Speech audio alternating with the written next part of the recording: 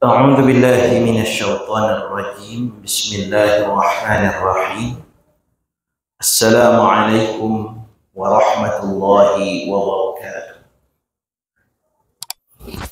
الحمد لله الذي أرسل رسوله بالهدى ودين الحق ليظهره على الدين كله وكفى بالله شهيدا أشهد أن لا إله إلا الله تقريرا به وتوحيدا وأشهد أن محمدا عبده ورسوله اللهم صل على محمد وعلى آل محمد يا أيها الذين آمنوا اتقوا الله حق تقاته ولا تموتن إلا وأنتم مسلمون.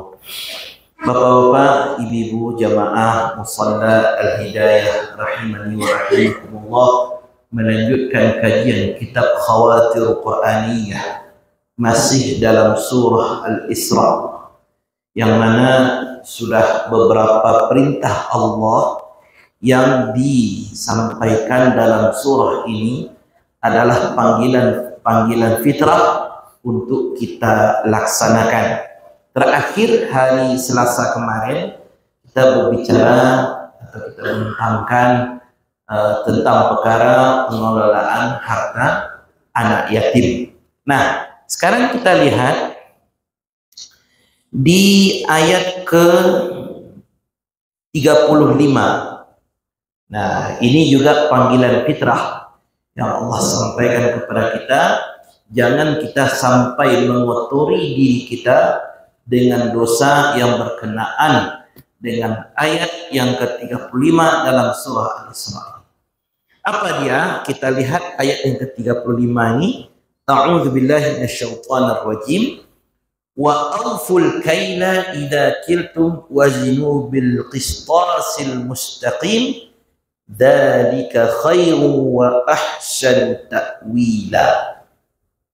Kata Allah di ayat ini, dan sempurnakanlah takaran, timbangan ketika kamu menakar atau menimbang, dan timbanglah dengan timbangan yang benar. Wazinu bil qistasil mustaqim, dzalika khairun, itu lebih baik, lebih utama bagimu, wa ahsanu ta'wila, dan semuanya itu akan dimintai pertanggungjawabannya. Bapak saudaraku kaum muslimin, kenapa Allah mengingatkan setentangan daripada perkara takaran atau menimbang ini? Sebenarnya Bapak Ibu, dilihat kepada sirah atau sejarah, kaum yang pertama sekali curang dalam takar menakar, timbang menimbang ini adalah kaum Nabi Syuaib. Nabi Syuaib ini diutus ke negeri Madian. Ya. Nah, mereka ini dua dosa besar yang amat disoroti oleh Allah. Yang pertama sekali, mereka mempersekutukan Allah. Dan yang kedua, mereka suka curang dalam timbangan. Nah, jadi Bapak Ibu yang dirahmati Allah, kita lihat itu dikisahkan oleh Allah dalam surah Hud, surat ke-11 ayat 84 ya sampai ayat 89, yang mengisahkan secara gamblang bagaimana kisah daripada Nabi Syuaib ini dan kaumnya. Nah, jadi Bapak Ibu, kita lihat di ayat 84, wa ila madyana akhahum syuaiba, dan di negeri Madian diutuslah ya saudara mereka itu Syuaib. Artinya Allah mengutus nabi itu memang dari kaumnya sendiri. Ya. Jadi kalau Nabi Hud karena yang didakwahi kaum 'Ad, maka Nabi Hud sendiri dari kaum 'Ad. Ya, kalau Nabi Saleh mendakwahi kaum Samud, karena Nabi Saleh juga dari orang Samud. Nabi Musa ya, diutus kepada Bani Israel, dan Nabi Musa itu sendiri adalah Bani Israel. Apa buktinya?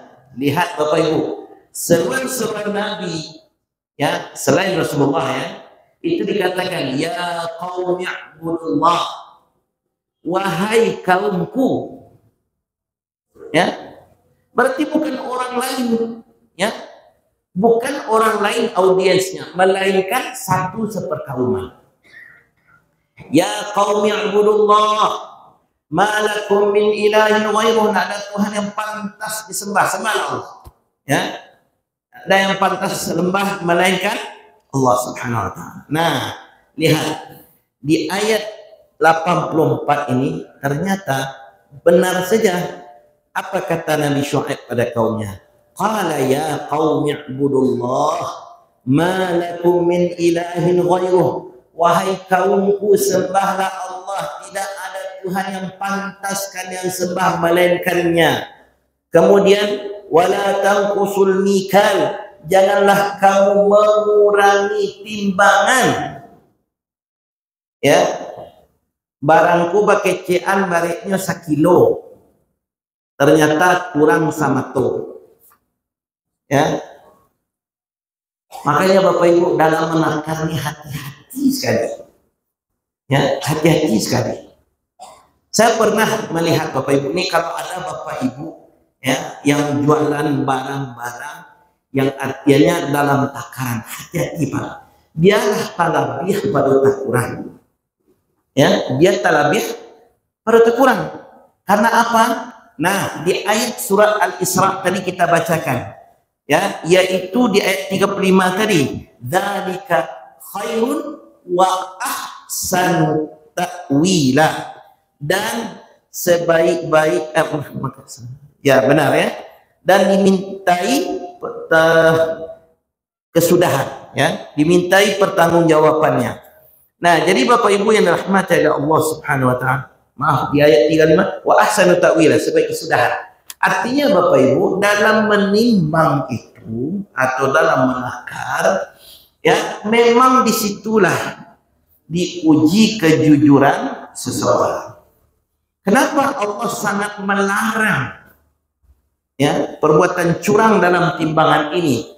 Ketika orang tidak lagi memperhatikan penyempurnaan dalam takarannya, maka tidak akan ada keadilan dalam diri seseorang itu. Kita lihat saja hari ini, kalau kita kaitkan dengan saudara kita di Palestina sana, ya, mereka tidak mendapatkan keadilan karena kecurangan. Apalagi yang kecil-kecil menimbang, ya. Bahkan Bapak Ibu yang dirahmati Allah, Allah pun memberikan celaan pada orang curang dalam timbangan ini. Wailun lil mutaffifin. Kalau tibu untuk inyo minta labihan, tapi kalau inyo menimbang untuk orang, hanya merugikan orang. Saya Bapak Saudara melihat orang menjual, ini maaf Pak, maaf sekali kalau ada Bapak profesi jualan beras. Ya, kalau perlu ketika mandatan literan Bapak, ya, kalau perlu ada alat untuk mandatan. Sama tangan waktu tidak datar, ketika dibelainya karena kita culamnya ke bawah tidak naik yang seliter. Ya, ini maaf saja Bapak Ibu.